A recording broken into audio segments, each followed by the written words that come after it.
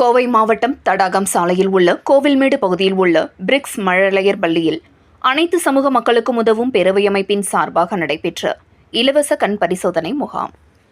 கோவை மாவட்டம் தடாகம் சாலை கோவில்மேடு பகுதியில் பிரிக்ஸ் மழலையர் தொடக்கப்பள்ளி அமைந்துள்ளது.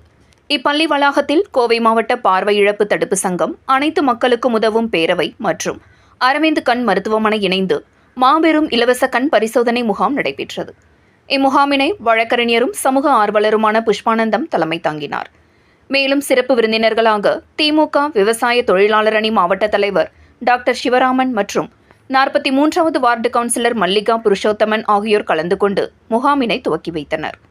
தொடர்ந்து நடைபெற்ற கண் பரிசோதனை முகாமில் இப்பகுதி மக்களுக்கு கிட்டப்பார்வை, தூரப்பார்வை, வெள்ளெழுத்து, கண்களில் வெள்ளைப்படுதல், பூவிழுதல், கண்புரை உள்ளிட்ட பல்வேறு கண் சார்ந்த பிரச்சினைகளை மருத்துவர்கள் ஆய்வு செய்து அவர்களுக்கு தேவையான சிகிச்சைகளை வழங்கினர். மேலும் அறுவை சிகிச்சைக்கு தேவையான நோயாளிகளுக்கு இலவசமாக அறுவை சிகிச்சைகளும் வழங்க அதற்கான ஏற்பாடுகளை செய்தனர்.